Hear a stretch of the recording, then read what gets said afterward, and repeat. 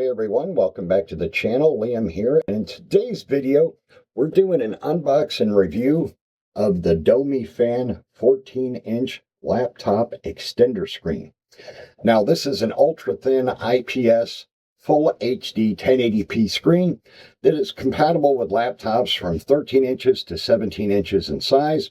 It is fully plug-and-play compatible with both HDMI and USB-C connectors, as well as working with Windows, Mac OS, and Android. Now, for full transparency, this is not a sponsored video, but the company did reach out to me to ask if I would be interested in reviewing it. They did not give me a script to follow, nor do they get to see the video before you, my public, does.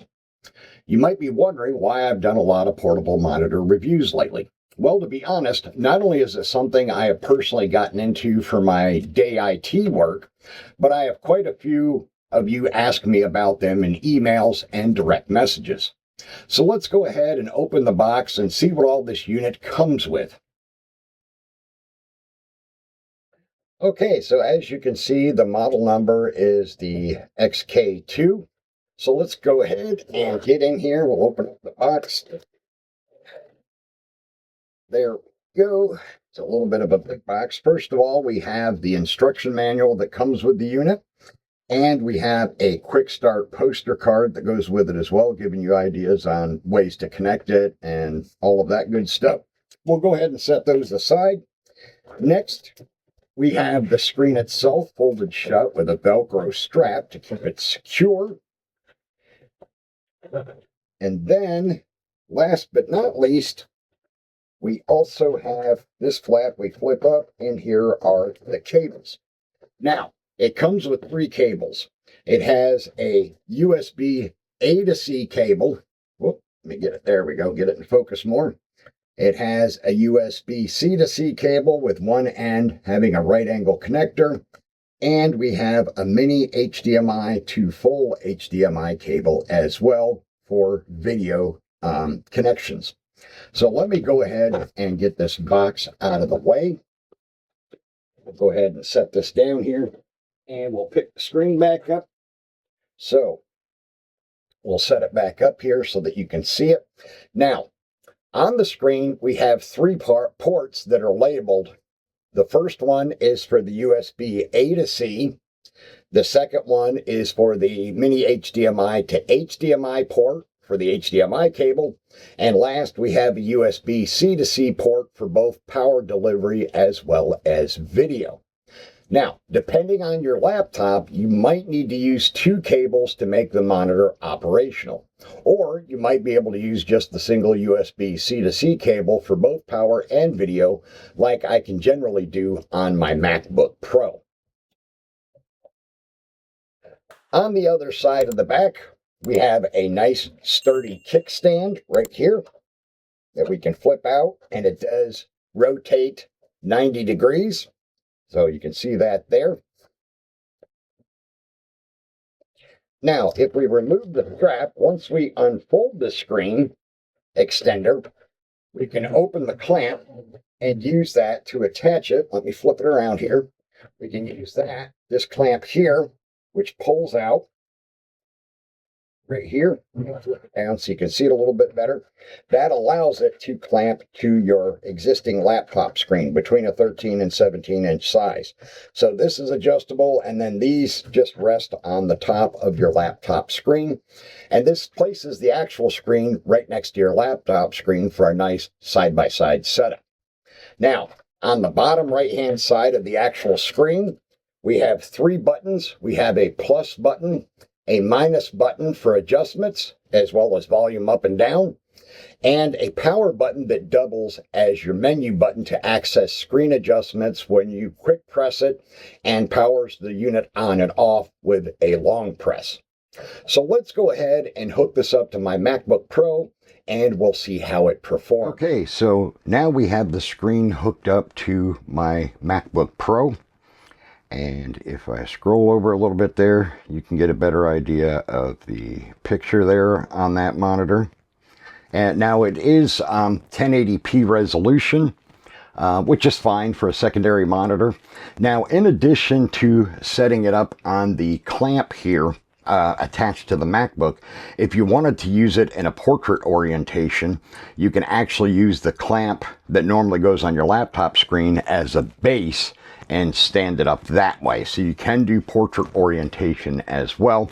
And of course, you have the built-in kickstand to help support it and stabilize it. But as you can see here, I'm getting good colors. I'm getting good contrast on it. It's not quite as high-end as my built-in MacBook screen, of course, but that's to be expected. But as you can see here, we do get good colors, good contrast. The picture quality is very good. Let me go ahead here and open up my system settings here. And let's go to displays. And of course, now we have the built-in display. And let me go back to change the arrangement of my screens there. There we go. So now the right one's on the right side.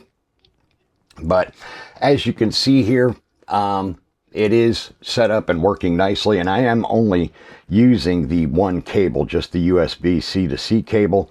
On MacBook Pros, you can do that. Now, your laptop may not have enough power through its USB-C port to do power and video both, so you may have to adjust things and use two cables, you know, the HDMI cable as well as a USB-A to C or C to C cable. Again, it's just going to depend on how your laptop works, you know, what kind of ports it has, all of that good stuff. So let me go ahead and I'm going to bring my browser over here, my Safari browser, and let's go ahead and we'll pull up YouTube just for giggles. We'll go ahead and pull up YouTube there, and I gotta sign in. All right. There we go. And we can go to, say, my channel.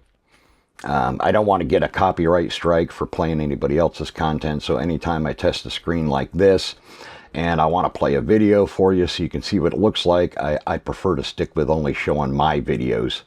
That way I don't get in any kind of trouble with YouTube for, you know, don't get any copyright strikes or anything like that. But as you can see here, the picture quality is very nice. Video playback is very nice. And again, if I press the power button here, you can see it brings up the menu in the right hand corner over here. And this is where you can adjust your brightness, your contrast, the backlight, sharpness, all of that good stuff. It only stays up for a few seconds if you don't interact with it. It has an eco mode, DCR, and so on and so forth. So all of those things are in there. You got color temperature settings. You got your OSD settings for language, transparency, all of that good stuff. If we go down again, you can change the aspect ratio. The auto power down can be turned on, so it'll turn off after so many minutes of non-use. And you can also turn the HDR mode on and off. It does have HDR mode, which is pretty cool. Let me go down here and I'll turn that on. There we go. So now I have the HDR mode on, so you're able to see that for yourself as well. And whoops, let me turn that back on. Okay, now let's go back and let's go back up. Whoops, back a level again. Come on. Oops, let me see. I was trying to go back a level here. It just doesn't seem to be letting me for some reason. I'm hitting something wrong or something here. Anyways, let's see. Well, let me let the menu clear on its own, and then we can tinker with it a little bit more. But as you can see here, I've got the HDMR mode on. It does make a difference with the colors and the contrast, making everything a little bit more vibrant, more rich. The darks are nicer and all of that good stuff. And like I said, these are your control buttons over here. They're kind of hard to see in this part of the video because they're black, so they blend in with the framing here. But you get an idea. You saw me working with them, using my thumb. So it's pretty much self-explanatory. And then, like I said, if you're not in the menu, they do also control your volume up and down as well, because of course the screen does have built-in speakers. So you could do all of that as well. But as you can see, I mean, it's a really good screen.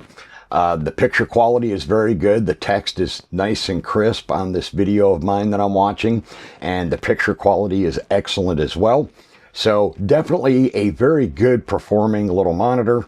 Definitely no complaints here as far as its capabilities. It is very versatile, very flexible, and it does a really nice job with a really great picture for your productivity needs. And again, if you wanted to unclamp it from your laptop and set it in portrait orientation, which I like to do with my second screen when I'm writing code or working on Linux or Unix servers in the terminal, I prefer to have a portrait orientation monitor for that kind of work, but that's just me. Now, the screen is not only full HD at 1080p, but has a 16:9 aspect ratio and 300 nits of max brightness. And again, this is the screen here folded back up after I had it hooked up to my MacBook Pro. Now, it also has a 178-degree field of view and a 3 millisecond response time, as well as a nice glossy finish.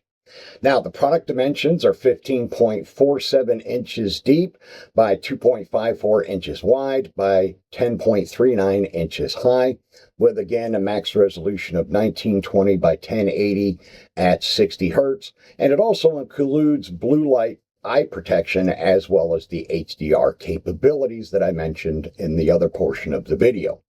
Now, as you can see, the Domyfan 14-inch ISP Full HD laptop extender screen is very nice. It has a good color contrast and allows you to increase your productivity by doubling your screens in a compact form factor. Now, if you would like to pick up one of these for yourself, you can find the link in the description down below. It normally retails for $129, although as I record this, it is on sale and you can get it for $99 on Amazon.